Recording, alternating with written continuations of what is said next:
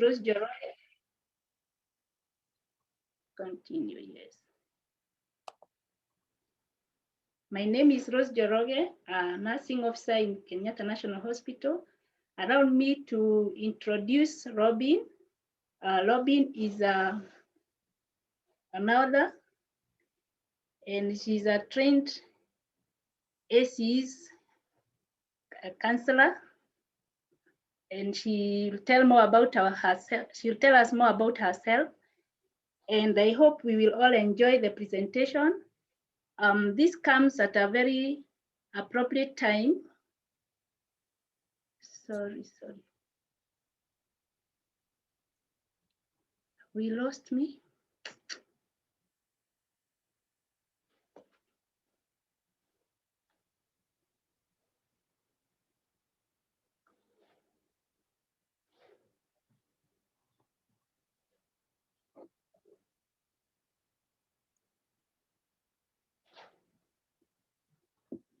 Join new meeting.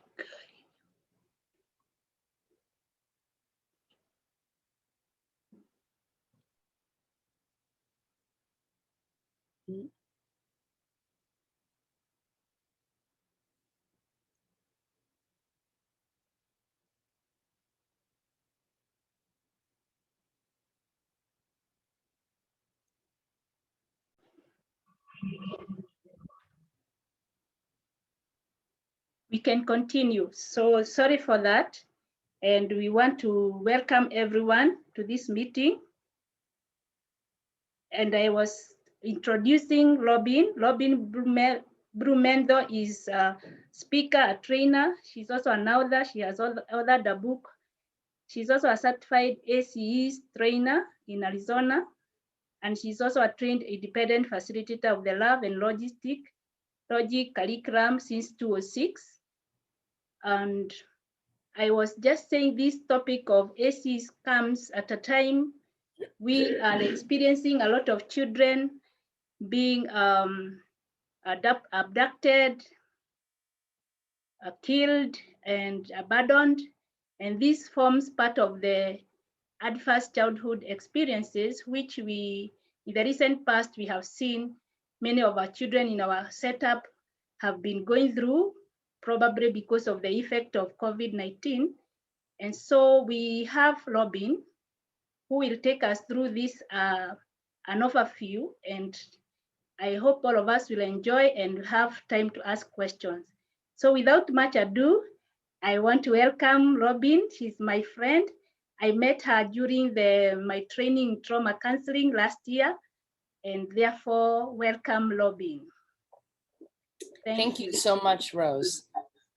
I'm going to share my screen now so that everyone will be able to see the presentation. You should be able to see my screen now. And as Rose said, my name is Robin Blumenthal, and it is an honor to be with you today. I am coming from Arizona in the United States, which is on the west coast of the United States. And I wanted to share just briefly that many people have not heard of the seminal ACEs study, Adverse Childhood Experiences Study. Many people have not understood the effect of ACEs.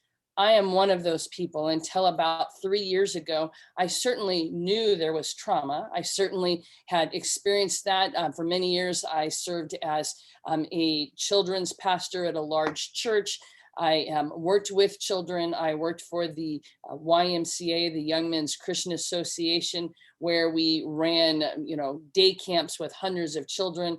So it wasn't that I wasn't aware of trauma, but I certainly didn't understand the effects. So I hope that if you are like me, this will be an eye-opening and perhaps life-changing information. So our agenda today is to talk about what is trauma, the history and importance of the Adverse Childhood Experiences Study that was done in the 1990s and has since been replicated in cities and countries and continents all over the world. The data that we have available on ACEs, understanding what that data tells us, and then where do we go from here? So our learning objectives are to talk about what are some examples and categories of ACEs, and to be able to, again, explain the significance of this original study, to understand how a high ACE score, the more adverse childhood experiences and traumatic events that we go through, how these might be a strong predictor of later health problems in adults, to understand the different categories, and to understand the story of ACEs. So thank you again for joining us today.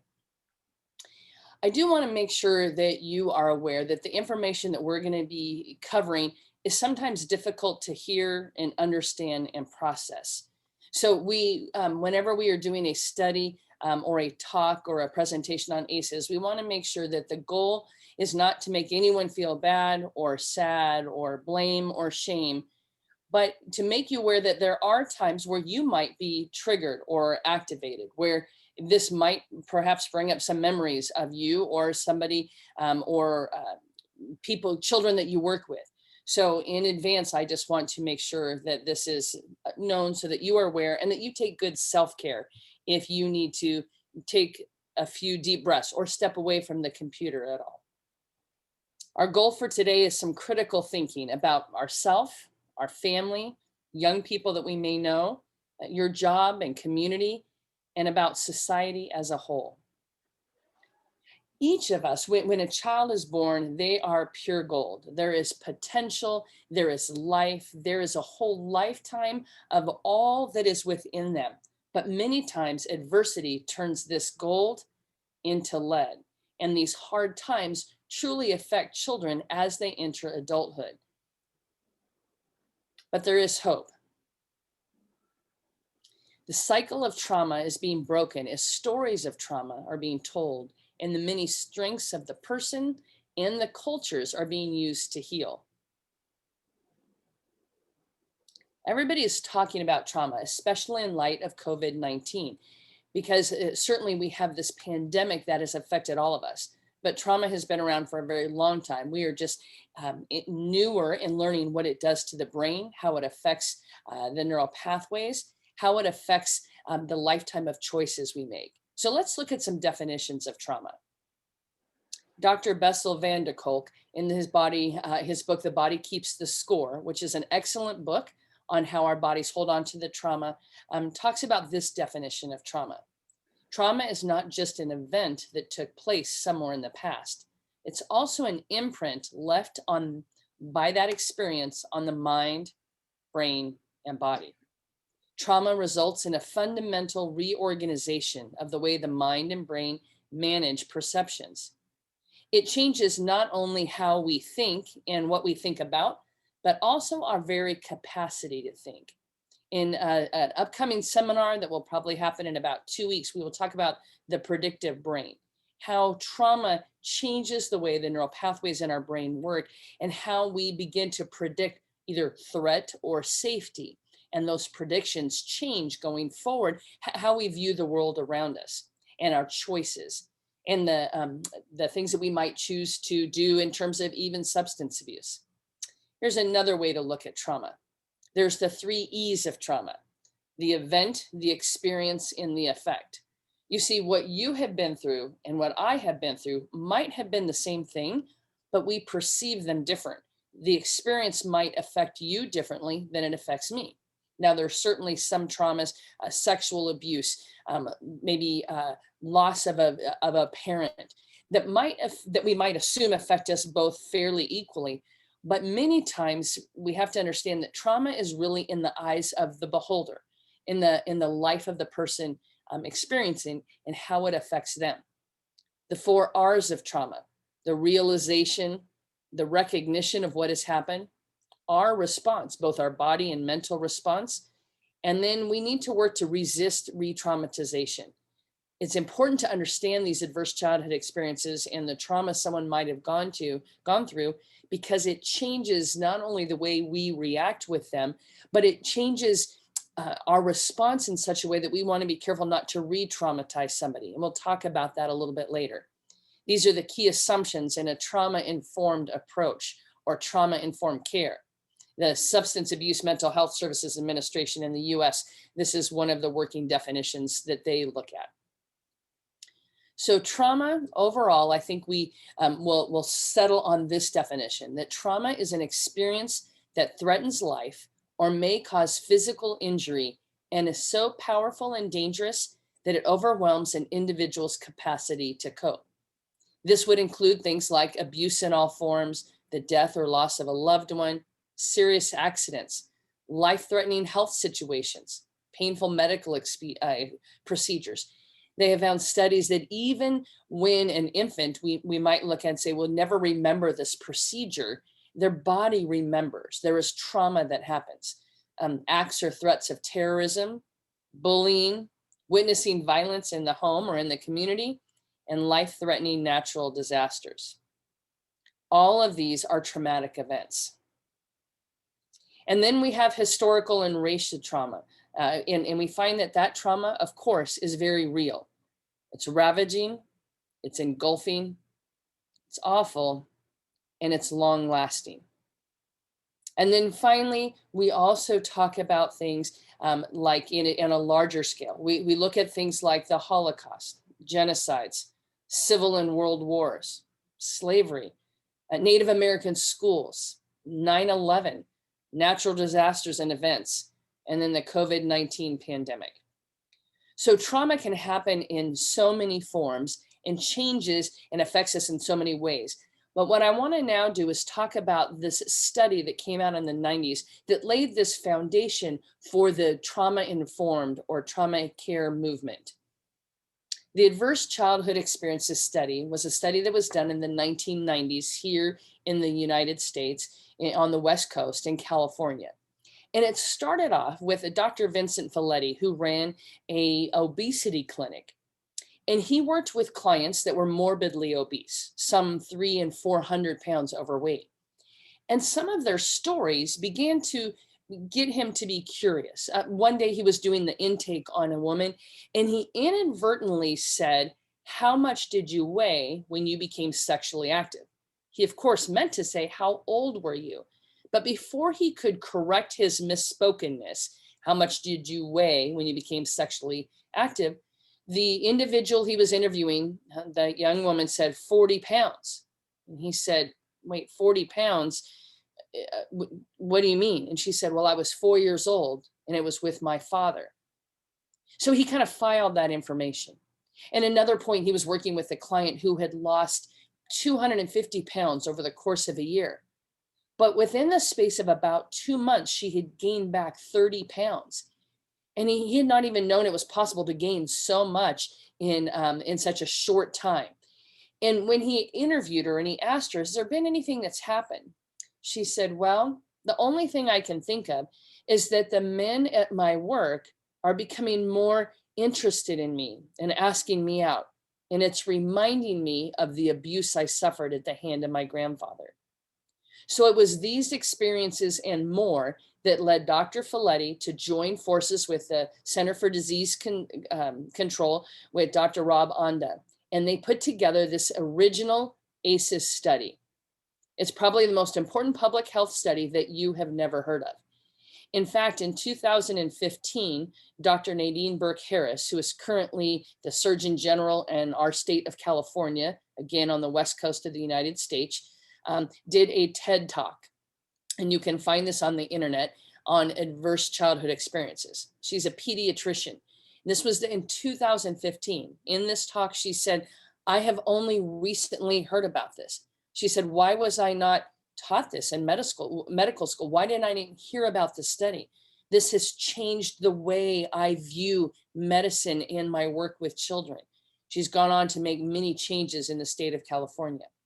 So for this study, even though it was done in the 90s, many people are still just learning about it, including myself 3 years ago. I have a degree in child development and worked with children for many, many years. And I had never heard of the study. And so one of my passions is to help spread this news. So what did this study and what did the participants look like? The original ACE study, done with Kaiser Permanente, which is an insurance group here in the United States, was done from 1995 to 1997, and there were 2 waves of data collection. Now, I would like you to notice a few things. One, there were about 17,000 study participants. All of them had insurance or they wouldn't have been in this study. They were solidly middle class. When the study was put together, they didn't know what they were going to find. They weren't looking for a diverse group. They were simply trying to find out, I wonder if any things that happen to a child before the age of 18, this early adversity, might affect their later health. They were mostly Caucasian. 75% of them had some college education or higher. Again, certainly not the norm, but in this particular group, that was the case. And the average age was 57. They asked two different categories of ACEs. They asked a total of 10 questions. So they were self-reporting, these adults, and they asked questions about, had you ever experienced physical abuse? Was it, recurrent, more than one time? I think the scale was, sometimes or often. If they checked that, they would have an ACE score. Let me do it this way. If they checked that, they would have an ACE score of 1. If there was any recurrent emotional abuse and they checked that, they would have an ACE score of 2. Sexual abuse, an ACE score of 3. Emotional or physical neglect would be an ACE score of 5. So you can see how this particular survey was working. If they had experienced alcohol or drug use in the home, an ACE score of 6. If they had an incarcerated household member, somebody in prison, ACE score of 7. Household member with mental illness, a parent being treated violently, and the loss of one or no parents in the home, say through divorce. So if a participant had checked all of these things, they would have an ACE score of 10. If they only checked 1, they would have an ACE score of 1, or none would be an ACE score of 0. So that you can see how the original study, again, done in the 90s, worked.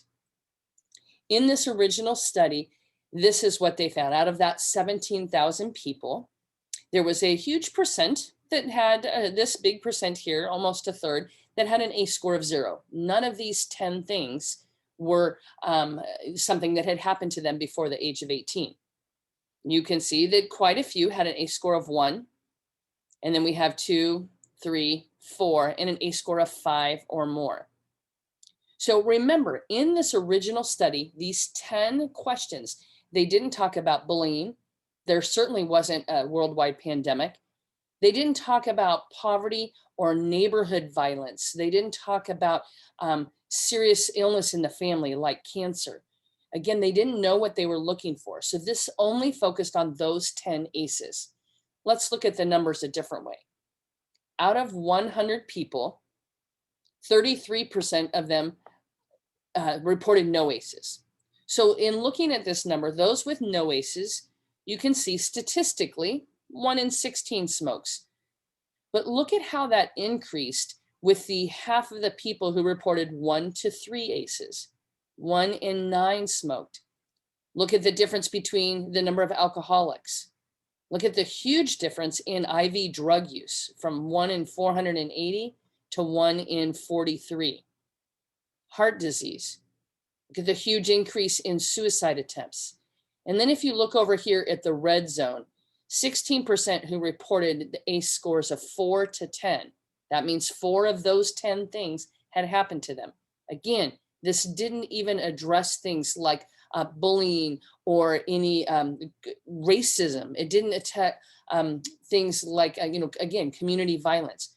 So look at just these 10 things they asked, how this affected. Look at the suicide rate from 1 in 96 to 1 in 5. The alcoholism rate. My point in sharing this information is the higher our ACE score, the more likely we will make choices that affect our later health. And in this study, they found not only was the information, not only just these are some of the highlights, so to speak, of what they found, but it affected cholesterol, it affected blood pressure. They even found that the resting heart rate of individuals who had high adversity was higher than the resting heart rate of somebody who had no ACEs. So why is this study so important? The original results show that ACEs were surprisingly common, far more common than anyone realized. And they were a strong predictor, not a guarantee, but a strong predictor of later well-being, social functioning, health risks, disease, and early death.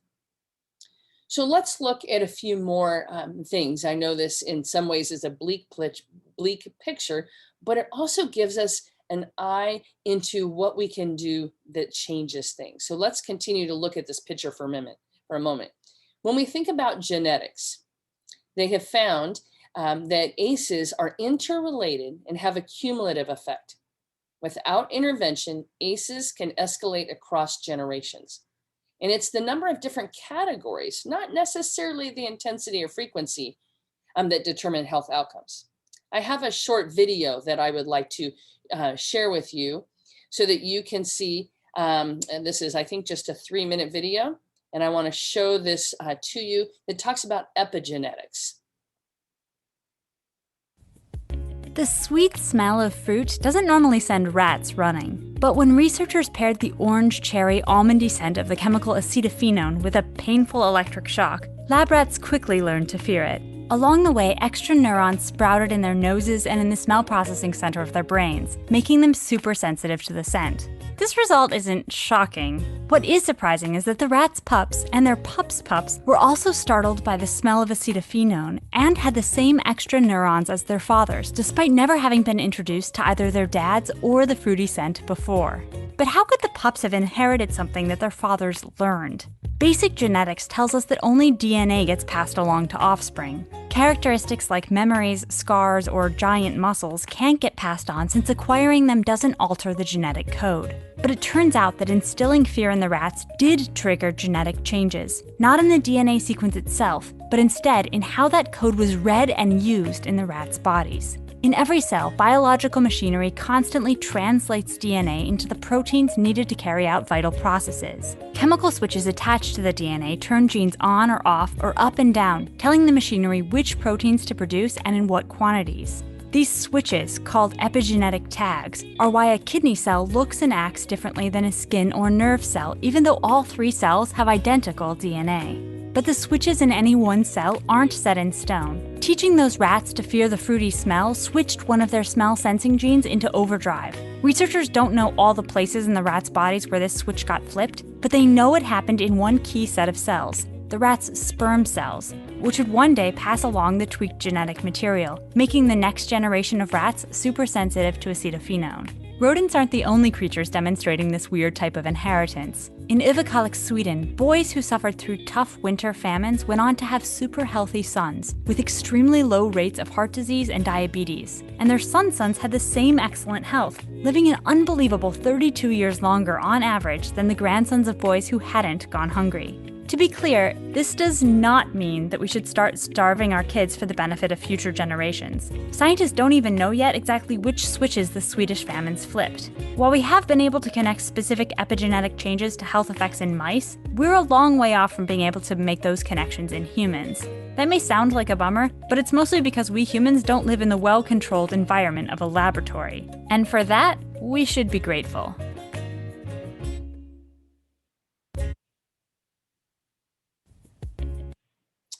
All right, so I shared that video just to give you a little highlight of what the future of understanding trauma and how that affects may look like. So the study of epigenetics is a newer study showing that trauma, that there are parts of trauma that do affect our genes and our the way our bodies process some of this trauma. I want to share that if any one ACE is present, there's an 87% likelihood that there's more than one adverse childhood experience score. And an ACE score of 6 or higher results in a 20-year decrease in life expectancy. So I was looking for some statistics that would relate to the part of the world where that I'm speaking to all of you in Africa. I could not find broad-based ACE studies at my fingertips. I am sure that there are some that exist. I did find that there were studies, and I will link those at the end of our presentation, to the higher the adverse childhood experience score, the higher the rate of substance abuse and substance addiction in some of the studies that note that. But I do want to cover some information about a national survey done here in the United States of children's health, because I want to, again, share with you the prevalence of ACEs. And if it is present here, it is present there, and in every other country and continent on our planet. Now, in this National Survey of Children's Health, you can see that there are some questions they asked that didn't actually ask the same ACE questions. In this study, they talked about divorce or separation. They also added a different category, the death of a parent. They added the alcohol and drug abuse problem, but also they added the victim or witness of neighborhood violence. They added the mentally ill, suicidal, depressed, the domestic violence in terms of inside the home, the jail time, and socioeconomic hardship. And then they added treated or judged unfairly due to race or ethnicity. And here's what they found. In 2016 and 17, of course, this is pre-pandemic, nearly half of all the US children, 34 million kids, had at least one ACE, one adverse childhood experience score, based on the parent report. Now, you know that likely that is even higher because this was based on the parent's report, a self-report. 20% of those surveyed experienced 2 or more. Fewer than 2 in 5 flourish when they've had 2 or more ACEs. We'll talk about what flourishing means in a few minutes. And then as many as 1 in 7 experience 3 or more ACEs. So let's look in just the United States. That's the information that I had more readily at my fingertips. As you look across our continent over here, you can see that the lighter the color, the higher the ACE score. So it varies by here in our states. But where I am located is over here. Let me get my cursor to go this way. I'm over here in Arizona, and down below here is Mexico. So we are on the border to Mexico. We have a lot of border control issues that people would say, depending on what part of that you land on, but definitely a lot of border issues. So we have the influx of drugs oftentimes have gone back and forth across the border. We also have a lot of the Native American population, which had a lot of Indian schools, boarding schools that I've been learning a lot about recently, and the trauma that inflicted. So here's some stats that have to do just with my home state. Now, we are not certainly we've experienced the pandemic, not, I would say certainly better than some states, perhaps worse than others. I also want to say that we have not had a famine in my area of state. That doesn't mean that there aren't people who might struggle with, say, food and basic necessities. We certainly have a low employment rate in areas, but we also have a lot of infrastructure to help people get some of the things they need. There is not widespread community violence in terms of across, huge counties. Certainly there is neighborhood violence. But to say all that, I wanted to show you that in Arizona, where I live, children 0 to 17 years, at least one of the National Children's Health Survey have at least one ACE, 23%, 2 or more. The national average is 22%. We are at 27%. And 3 or more of these adverse childhood experiences listed, there was 18%. Here's something else that we found very interesting. In an Arizona youth survey, it asked 8th, 10th, and 12th graders. So for us, that is in a middle school and high school. Here, I'm not sure exactly how it translates there, but after 12th grade, a student would graduate and then choose to go on to secondary school like college or a trade school. But when they asked the children in 2016, all counties were represented in our state, over 57,000 responses, 249 schools. Here's what they found. 53% of the youth reported that they lived with adults who insulted them. Nearly half lived with parents who were divorced or separated. Near a quarter lived with an alcoholic. 23% lived with someone who was incarcerated. 23% lived with adults who fought. And 17% had ever lived with a drug user. So I say all that because I have lived in Arizona now for 25 years, about half of my life. And I would never have guessed that these were the numbers just in my part of the world. And most of the people that I know, I would say, oh, this must not be true. And yet it must be true, if you know what I mean. So basically, ACEs are far more prevalent than we realize. And here's one final fact looking at our local Arizona. Youth who reported using opiates to cope with stress and sadness, almost half responded affirmatively to 4 or more of the ACE-related questions. 83% had experienced past emotional abuse. And nearly 2 out of 3 live with someone who had a substance abuse problem. So you can see the high correlation between using substance abuse and ACEs. And what percentage of the youth who misused opiates in the last 30 days responded that they had an ACE-related, a high ACE-related, over 91%. It's a huge correlation. It is a huge correlation when we look at incarceration. Studies that have been done in surveying inmates have found that there is a high correlation of adverse childhood experiences. Think about how that affects the justice system, certainly here in our neck of the woods. But if there is a lot of adversity that a child has experienced, a lot of trauma, and then they have made some choices that rightly there needs to be consequences. But if we aren't looking to what the need is that's driving the behavior, and we simply say you're using drugs, you go off to prison, or you have committed a robbery, or you have committed violence, you're off to prison, but we don't get to the root cause, we aren't going to really help the situation. Certainly we're not helping the individual. Other factors that impact children here in the United States, African American and Hispanic children are disproportionately overrepresented in the ACE category of 6 or more. Again, that's 6 or more of the 10 ACEs, not even counting things like COVID. Here we have seen, and perhaps you have seen as well, that the COVID resources have certainly not been proportionately either distributed or certainly not proportionally accessible. In my area, for example, our faith community is going to be doing a trip to Mexico, to an area to do some house building. And they were talking just recently that at the time, a couple months ago, that might be slightly different now, there still were no vaccines available in Mexico. And yet here we are, a 4-hour drive that I can get across the border, and we have vaccines, and we don't have a problem accessing those. So you can see the representation and how it affects even just in COVID. Children with intellectual and developmental disabilities are at a higher risk for ACEs and trauma. Now there's, if you look at the ACEs connection, and I have again, at the end of the slide, or at the end of our presentation, we talk about some additional resources for you.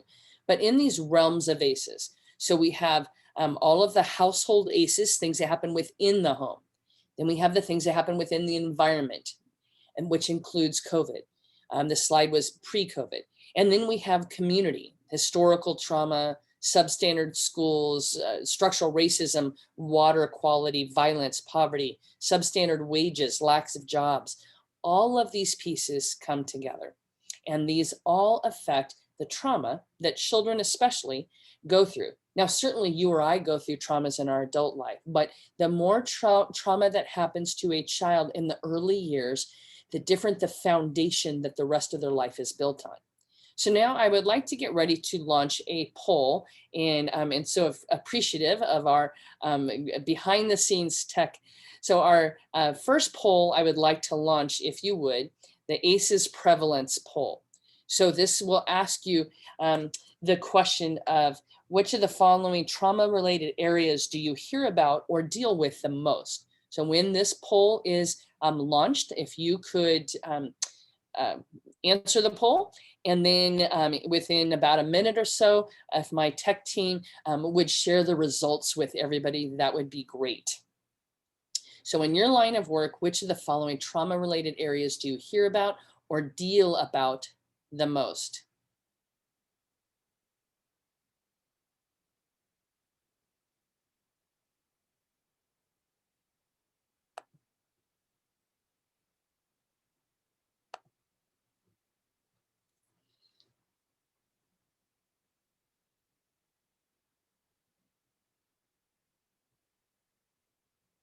We'll give about 30 more seconds on the poll.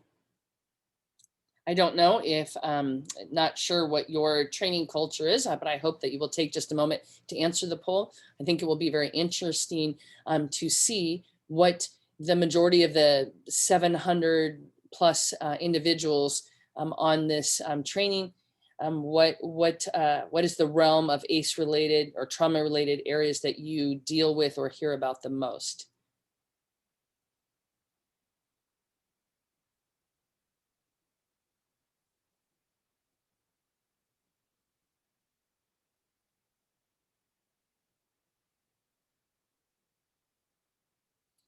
All right, and when we do have some results to post, I'll continue on. But if we are able to post the results of the poll so everyone can see it, that'd be great, and we'd be very interested to see that. But let's talk about what else is affected by ACEs.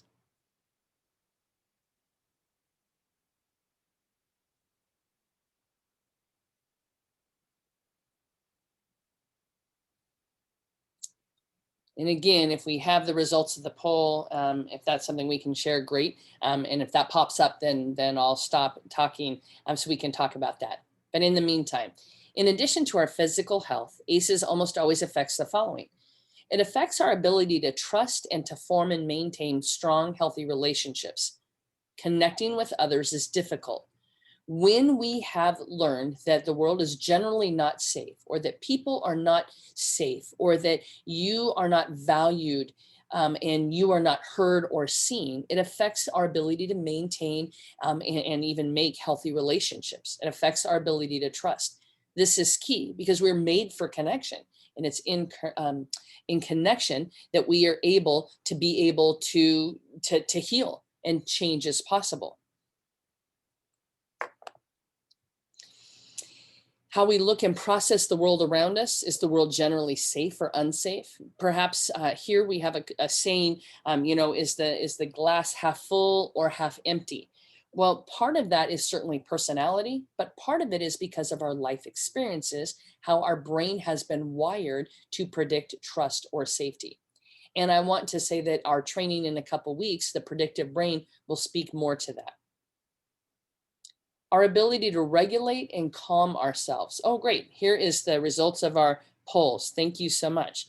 So you can see that physical and emotional abuse is the thing that more of us deal with than across the board. And yet there are so many other high ones. We have sexual abuse at 37%, violence in the home or community, 41%, physical emotional neglect at 45%.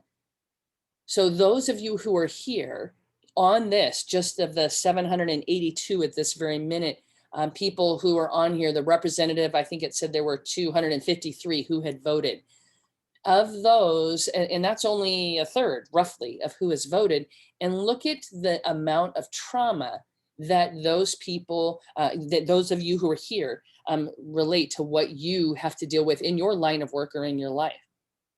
ACEs are far more prevalent than we realize. So thank you so much for posting that poll.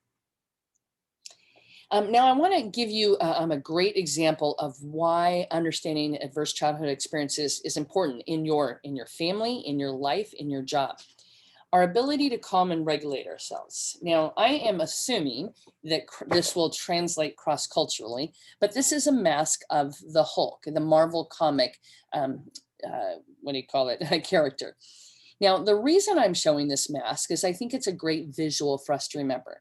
When we, let's look at the Hulk. If you have seen any of the Marvel comics or movies or any of that, you can see that when the Hulk is activated, so he goes from Dr. Bruce Banner, and when something happens, he gets activated, he gets angry, typically is how he gets, or somebody's life is in danger. So this bottom part of his brain, the reptilian part of the brain, the downstairs part of the brain, where the fight, flight, and freeze are located, the Hulk is now activated. And when he is in the Hulk mode, different from the normal, calm Bruce Banner, he cannot access the upper prefrontal cortex of his brain to make decisions. So the higher, what they have found is that the higher the ACEs, the number of ACEs, that in young children, they have found that this bottom part of their brain is actually more developed than the front part of the brain, because they have been in a constant state of, fear and stress, like, toxic stress.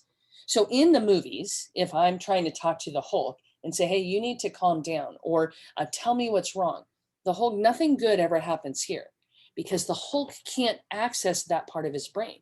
The higher the adversity that kids have been through, and the longer the duration of that, means that they live more in the fight, flight, or freeze part of their brain than in the front part of the brain. The more that I live in this part of the brain, I can't access reason or thinking. I can't even self-regulate, calm myself to be able to lower my heart rate, to be able to calm my breathing so that I can move forward and make wise decisions. So trauma affects these things that affect every part of our life. Our sense of control over what happens to us. The more adversity we experience, the more we feel like we don't have any control. And the choices we make, including substance abuse issues and other maladaptive behavior and choices, matters. That's why so many, that's why the number of incarcerations often goes up. That's why community violence a lot of times will go up, because they're not able to make wiser choices. They're not able to process. All they know is that they are hurting and they are dysregulated. They are not on an even keel. And finally, our foundation is affected. If life is like a house, let's look at this analogy, then early adversity often results in the foundation of our life not being firm, solid, even. If you were to build a house and you have a foundation that is not strong, built on good ground, the whole rest of the house doesn't stand as strongly. The wiring, the insulation, the framing, none of that is going to work as well if the foundation isn't laid well. That's why early adversity is so important. I mentioned earlier, we talked about the flourishing. And in that particular study, let me read you what flourishing was. Flourishing was that a child shows interest and curiosity in learning new things. The higher the ACE score, the less likely parents reported that that was true. That a child works to finish tasks he or she starts. The higher the ACE score, the less likely that is true. That a child stays calm and in control when faced with a challenge. The higher the ACE score, the less likely that is true. And then family resilience, the ability to bounce back, the ability to work through difficult things. The higher the ACE score, the more families do not demonstrate resilience. This includes things like talking together about what to do, working together to solve problems, knowing that there's an inner strength they can draw on, and staying hopeful in difficult times. When we lose hope, when we can't maintain our sense of calmness, all these things affect us. Now let's just look briefly at some of the costs related to ACEs. This is studies that were done mostly in Europe and North America. That's the data we have. Costs related to ACEs, $1.33 trillion. Let me read some of the smaller parts of that, or break that down a little bit. Illicit drug use, harmful alcoholic abuse, smoking, and obesity. Those are some of the huge areas that came up that affected later health, that now affect all of us because it increases healthcare. And again, this is just in Europe and North America. Reducing costs. Research shows that even just asking about adverse childhood experiences significantly decreases doctor visits and costs.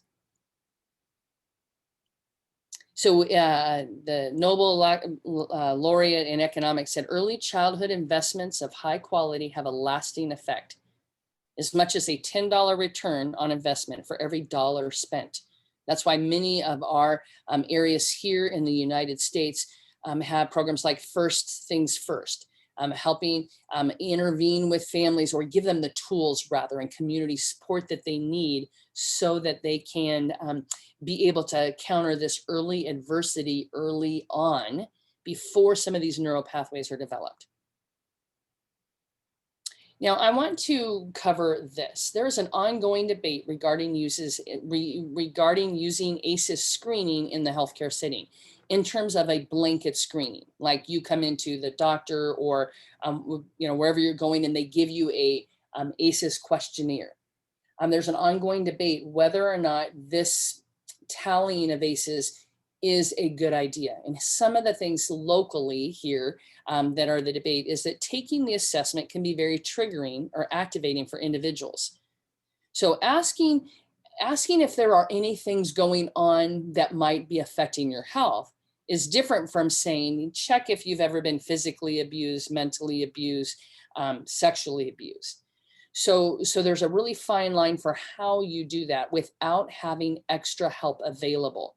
So certainly there are places that do ask, but having people to talk to if somebody is triggered would be a key. And I know that there are several questions, and we'll catch those here in just a few more minutes.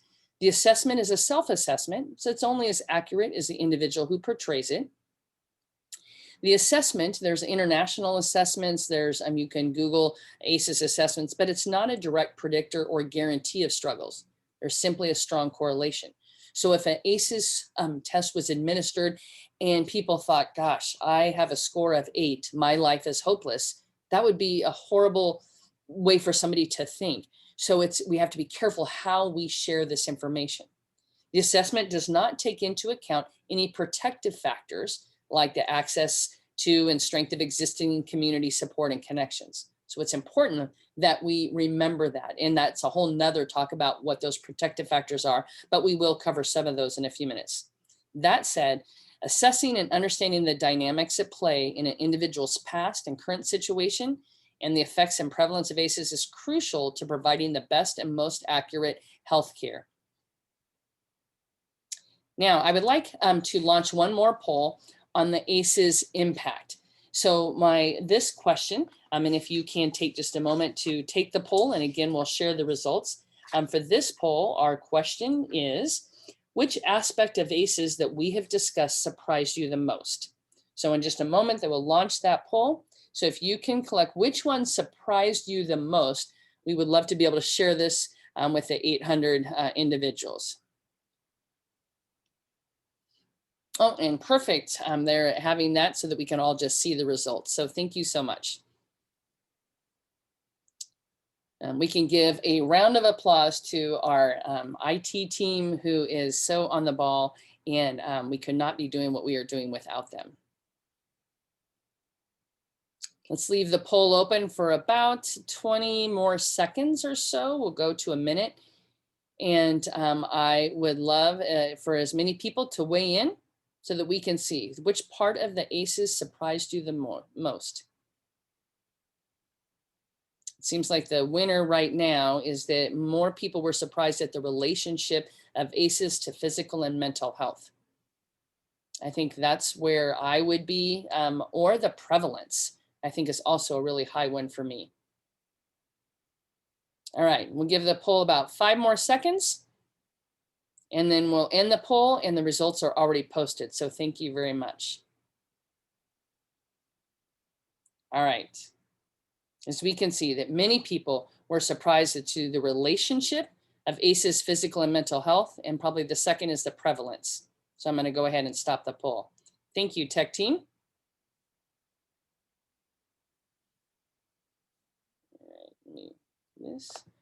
All righty. Now for some good news. We're going to spend a few minutes on good news, and then we'll go to oh, sorry. Let me see if I can. There we go. Then we will go to some question and answers. We started a little bit late, so I apologize. We still have time for questions, but it will be a little bit of a less time, I think. So ACEs often last a lifetime, but they don't have to. Healing can occur. The cycle can be broken, and they're not predictive because there's factors that reduce their impact. And let me talk about some of those factors right now. How do we counterbalance adversity? 1, at least one stable, caring, and supportive relationship. Connected is key. This doesn't even have to be somebody who is around all the time. There's a story that Dr. Bruce Perry shares in his book. And there was a young lady here in the United States. She was getting ready to graduate high school, and her counselors at school asked, she was very anxious about the future. And her friends, or the counselors, asked her, is there anybody that you're very close to, that you're connected with? And she said, can I get back to you? She thought about it and came back the next day, and she said, when I was about 8, We lived in a trailer park, and my dad was very abusive. Nobody knew about that. But there was a next door lady who lived next to us in the trailer park. And every day at 3 o'clock, this lady would come out and she would drink lemonade on her porch. And if my dad wasn't home, I would come out and drink lemonade with her. But if he was home, I had to kind of stay under the radar, and I would put a note up in my window that said, I can't come out today. And that lady would bring her chair underneath my window and sit there.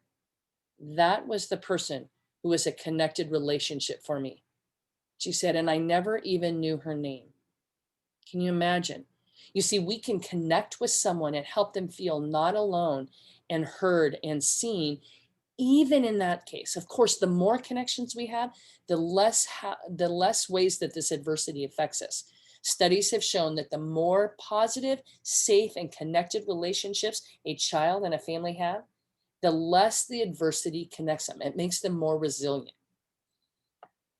Another thing, affirming faith and cultural traditions. This is something that, whether that is a certain, again, whatever the faith traditions, but for people to be able to connect to those, their cultural traditions, it gives a broader sense of self. It provides calmness, provides more community. They have found that that counterbalances adversity. Building a sense of mastery and control over life circumstances. Giving people choices, even when it seems like there's difficult choices to make, allowing people to feel that they have a choice, a sense of control over what's going to happen, even in difficult times. If, for example, if I had to report something to the police, if I say, would you like to be here while I report it, or would you rather not hear my report? Even choices within that help people feel in control over life circumstances and building more mastery over that. And then finally, the fourth thing that I want to mention is, and then we'll get ready to launch another poll, is strong executive function and self-regulation skills. If we can teach ourselves and the children around us how to regulate, how to calm ourselves, how to take deep breaths when we are feeling anxious, how to stay more in this prefrontal cortex rather than back here. So, how to stay out of the Hulk mode and more in the Bruce Banner mode allows us more access to making wise choices and choosing things that will not cause more problems later. So what I'd like to do is have us launch our final poll, Counterbalancing Adversity. So this poll will ask, which of those 4 areas do you think that you might be able to help in your line of work? So I'll give you a moment to read these, and we'll have the poll open for about a minute. If you are able to take that poll, we would love to be able to see the results for that.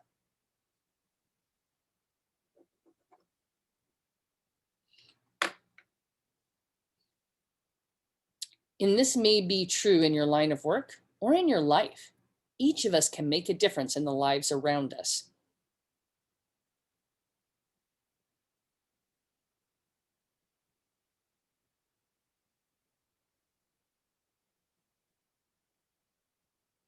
Take about 20 more seconds. Thank you to the over 100 people who have helped rate on our poll.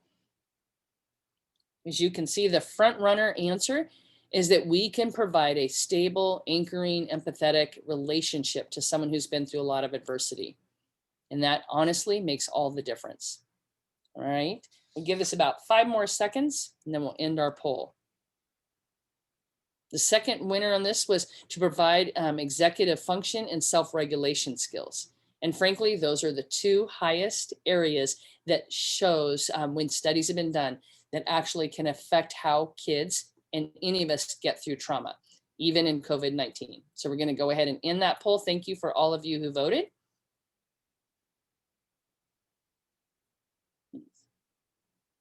So understanding ACEs and trauma-informed care is about using our knowledge, the knowledge you have gained today and the knowledge you had coming into this seminar, and our awareness to act accordingly and to respond appropriately. This means that understanding trauma and early adversity is about changing the question from what's wrong with you to what happened to you. And this makes all the difference.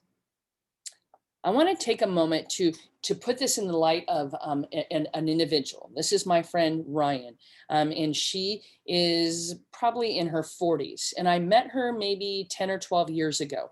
I had taken her daughter to a camp, and she reached out to me afterwards. And in the email she sent me, I could tell she was suicidal. So I read this email. I had not met her to my knowledge, because we had quite a few kids that we had taken. And so I reached out to her and I met with her to go to just talk to her. At the end of my meeting, my very first meeting, I thought this woman, I don't feel safe. She's not safe to be alone. I talked her into going to here what would be like a mental health facility to check in to see how they could help her. So we go and we check in. When we get there, she says she doesn't want to stay. Here in the States, I can petition her in for 24 hours if I feel that she is a danger. And then a judge looks at that to see whether she has to stay or not, like 24 hours later. They then let her go. During that, I think if somebody wanted to be able to see the results again. So perfect. During that time, she got out of the mental health facility. Over the course of time following that, there were times I had to call 911, which is where we call if we need help for somebody who is suicidal. I more than once petitioned her into a mental health facility. All of the time I did this with empathy and love and consistency to say, I love you, or I care for you, or I respect you, but you or your kids are not safe. This is a woman with 2 master's degrees and had horrific child abuse. Her score is at least 8 or more based on the things that I know about her past. She has very little trust in the community. As a child, there were pastors who had abused her. Her father was a leader in the church and he had allowed others to abuse her. The healthcare profession, when she would go in with a broken bone or with bruising, she even had an abortion at like 13. All they did was lecture her about being more careful because of the stories of the parents. Nobody ever looked deeper to that in this community. Relationship was really difficult. One day she called me a couple years ago. She called me to say that she needed to go in for a medical procedure. Now, she says, you know how much I hate doctors. You know that I must be in a lot of pain, that I'm willing to go in for this medical procedure. Before she went in for her medical procedure, she simply said to the doctor, I have had some issues with drugs in the past, so I don't want any narcotics. During the procedure, it was so incredibly painful that she said, I need to have something. This is much harder than I thought. The doctor turned to her and said, well, honey, I guess your past is catching up to you. I'm not giving you anything. Can you imagine how that eroded even more of her trust of doctors? You see, in that case, there was a judgment. There wasn't empathy. The idea of trauma-informed care is that when we are interacting with anybody, anywhere, it's probably safe to assume that there is some need driving that behavior, that there's more to the story than we realize, that perhaps there has been some adversity in their past that has led to the choices they are making.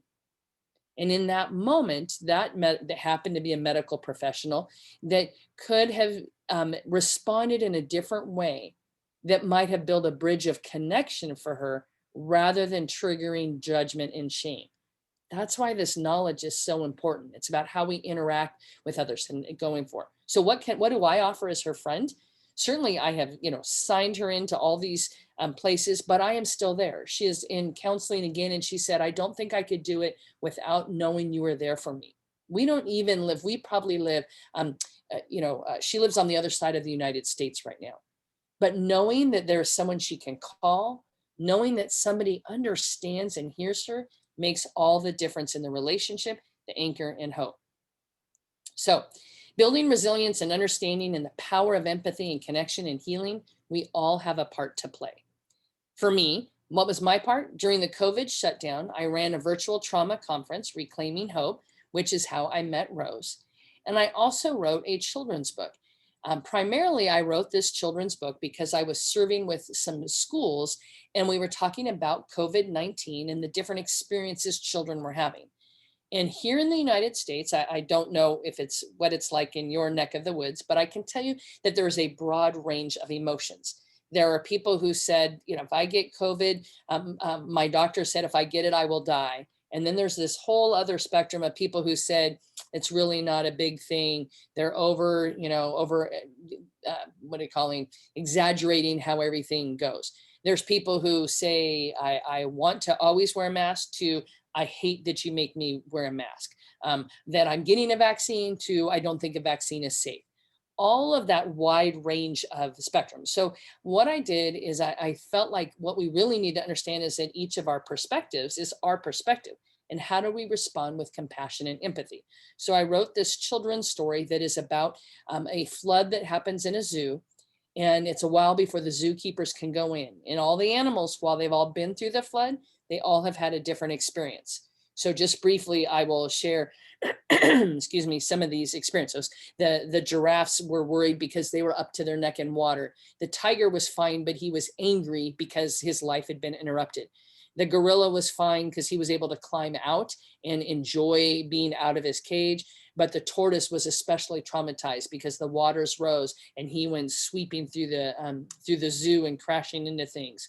Here we see the anteater climbed up to the top of the hill where the ants were, so he was well taken care of. But the hippo was lost and alone. And then let me skip over to the kangaroo, who experienced grief and sorrow at the loss of his mother, and then the hope and resilience that the prairie dogs who work together.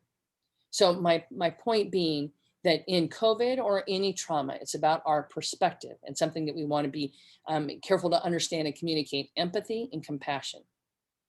So what is one takeaway from today? I would like you to be considering one step or next step that you can do based on the information that was shared today. And then there is going to be that you can have access to this PowerPoint. So I have several resources here. The Arizona Adverse Childhood Experiences Consortium is a group that I'm a part of, as well as the Southern Arizona Trauma Informed Network and the Arizona Trauma Informed Community. There's some more national movements. The ACEs Connection, which is now called the PACES Connection, Positive and Adverse Childhood Experiences. There is a lot of information, and again, we'll share this with you. There's several resources that I found specific to Africa. So you'll have to cut and paste some of these, as well as some information in the SAMHSA site. And it talks about the high prevalence of substance abuse with ACEs. And some additional resources: Dr. Nadine Burke-Harris's TED Talk and her book on trauma, The Deepest Well. Further reading from Dr. Bruce Perry, Bessel Bandekirk, and then contact information for me. And if anyone is interested, the best way to get my book, if that is something you wanted to, would probably be on Amazon, based on shipping across country. A couple more things. There is some great documentaries that I believe you would be able to have access to on Amazon or online: Paper Tigers, Resilience, the Biology of Stress and Science of Hope, and Broken Places. So that is the end of my presentation. I'm going to stop my screen so that we can do some question and answers. Thank you so much for joining me, and I'll give it back to Ruth to be able to pose the questions, and I will answer as time allows. Thank you so much. Thank you so much, Robin. That was a very informative and insightful presentation, and we really enjoyed. Thank you that we have take-home messages. What can we do? The highest areas of the score in the empathy, connection, relationship, and anchor for hope, and the counterbalance of adverse childhood experiences. We've also learned that ACEs are all around us, and they are related to our physical and mental health. What we do not have as such is data from this side, and thank you for giving us that insight that we can also do ACEs screening in the healthcare setting. What we've done in our setting is what we call intimate partner violence, that is IPV screening for the young people, but we haven't done this about the AC screening, and that's something we can take up. And also, we really don't have much data in this our setting on ACs, and that can trigger most of us here, or some of us, to pick a study or two on these ACs, because you have seen the effect it has. So to go to our questions, I don't see a lot of questions, but in the next few minutes, you can still write your question in the question and answer chat box. And the few that we have, one of it is, how does one get help?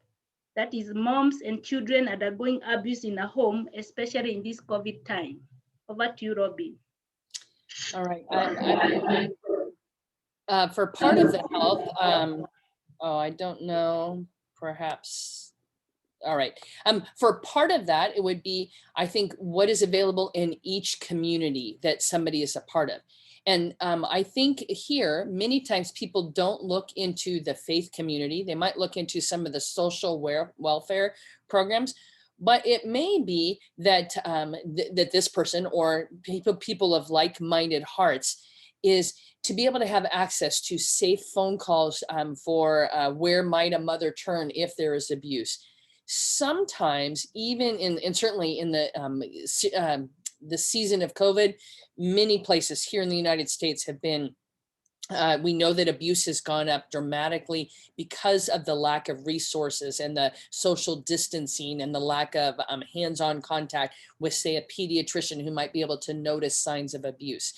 But if you know of somebody who is struggling, and they're not maybe ready to leave, or they don't have the ability to leave, even being that empathetic and safe relationship, that person who is there for them, makes a big difference. It helps give them resilience and hope.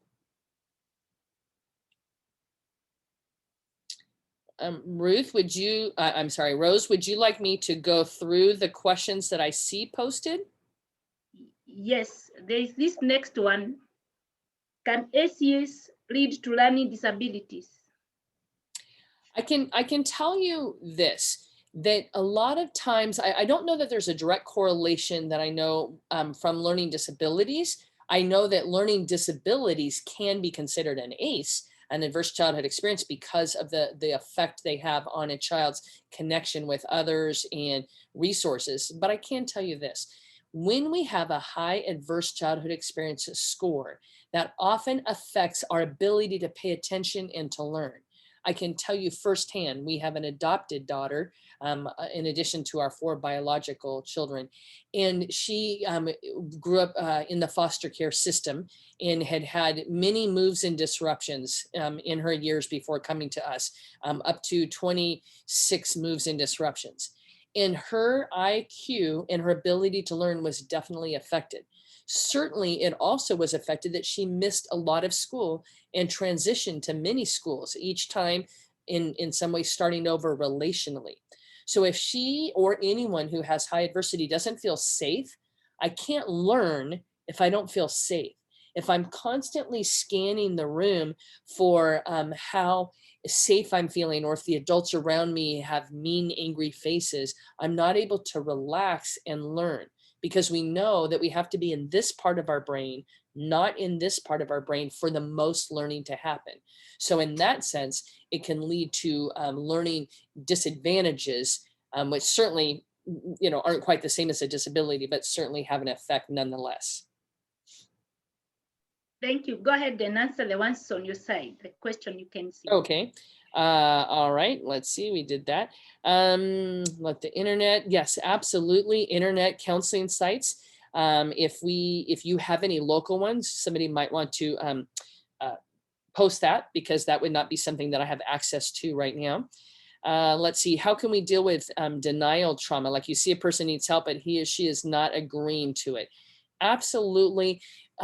We cannot force someone to get help. In my case with my friend Ryan that I mentioned, she is always says, I can do this myself. And I always remind her, I know that you are the strongest person I know. And I know that you are working harder than anyone I know. But some traumas are very difficult to overcome. Perhaps you might be able to do that, but I want you to know that I am here if you want help, and that I can help connect you with others. So I think the biggest piece is helping to just empower someone and helping them to feel not alone, because we can't force someone to get help. Even if we take a child to counseling, Many parents that I counsel, they say, my child is unwilling to get counseling. And I say, well, you might be able to tell them, well, we're going to go to the counselor. Whether you choose to talk or not is up to you. I give them a choice within that, which makes them feel more empowered. Let's see, apart from professional help, practical ways can help teenagers who've gone through child learn, think, calm themselves. There in Build Mastery, there are many online resources that you can use, an app on your phone. Let me see. I grabbed something here that I have. This is I think it's called a sphere ball, but you can see when you open it and close it, that if you were to be able to do kind of this breathing with it, being able to take 4 deep breaths while I'm doing this does help calm. Science has shown that when you take 4 deep cleansing breaths, it can help regulate us and calm us so that we can have more access to our thinking brain. And helping teach kids those resources. Sesame Street has belly breathing, where even young children, 3 or 4 years old, when your belly goes in and out and breathe. So being able to get access to tools and find out what calms a person. Each of us might calm in different ways. Let's see, how long does one have to wait in order to identify?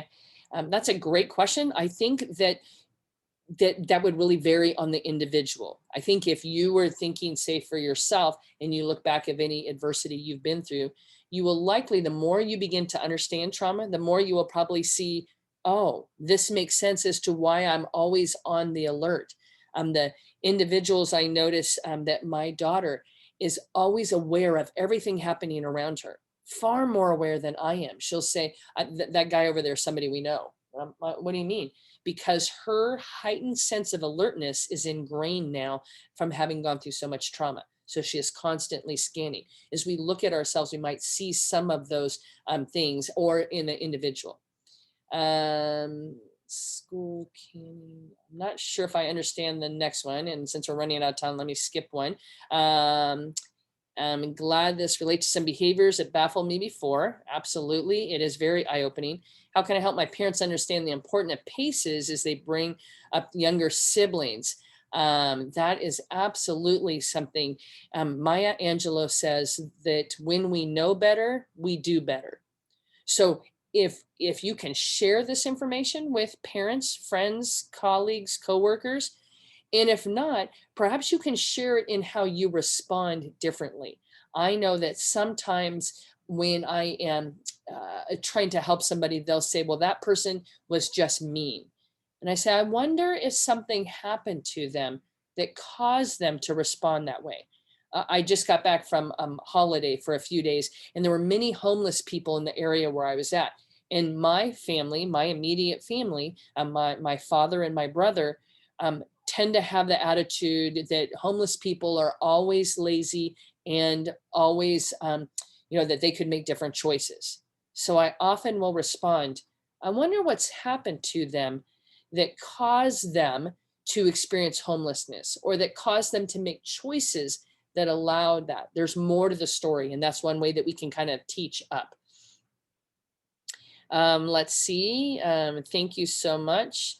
What are we expecting to see when we register in the Arizona group? So any of those, you get more, there's more access to seminars and learning opportunities. And certainly Arizona isn't unique, and likely there are more learning opportunities where you are. I just know the ones where I live. With a colleague who has signs or known to have some ACEs. So how best does one conduct themselves when working with a colleague who has signs or known to have some ACEs? I think any time that we can provide empathy and we can stop ourselves from entering into judgment, and if we can pause and say, I wonder what happened to this person, and we can be curious rather than furious, it allows us to build a connection, an empathetic connection, which is a bridge to relationship. And relationship is always required for healing, because trauma happened often in relationship.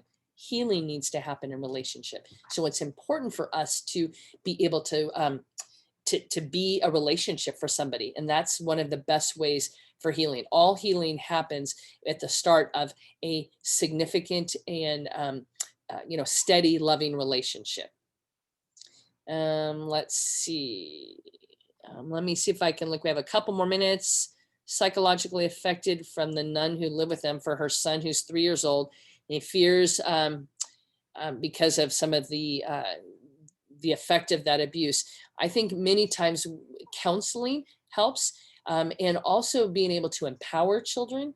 There is many of the books that I recommended would give you some very good other future ideas as well.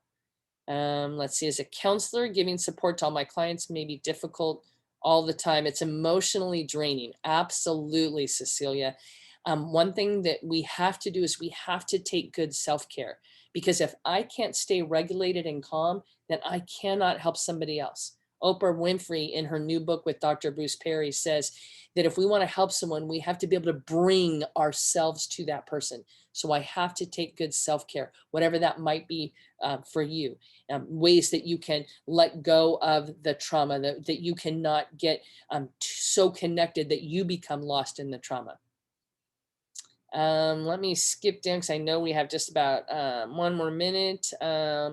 What ways can we do to make ourselves better, even with trauma that happened in the past that we do not know, and make our lives okay? Absolutely. It is very important for us to know that we need to have self-compassion. We are doing the best we can. Likely all of you are doing the best you can. When we respond to others with empathy and compassion, and know that there is likely more to the story, that there's something that happened to you that caused these things, then we can truly make a difference in the lives of the people that we work with. And I'll stop there because I know our time is just about up.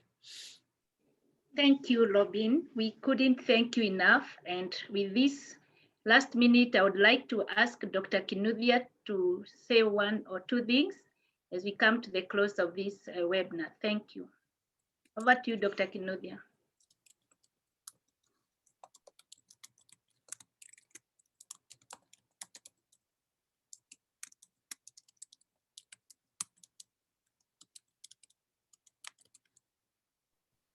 Excuse me, Rose? Yes? Doc left for a meeting. Okay. Yes.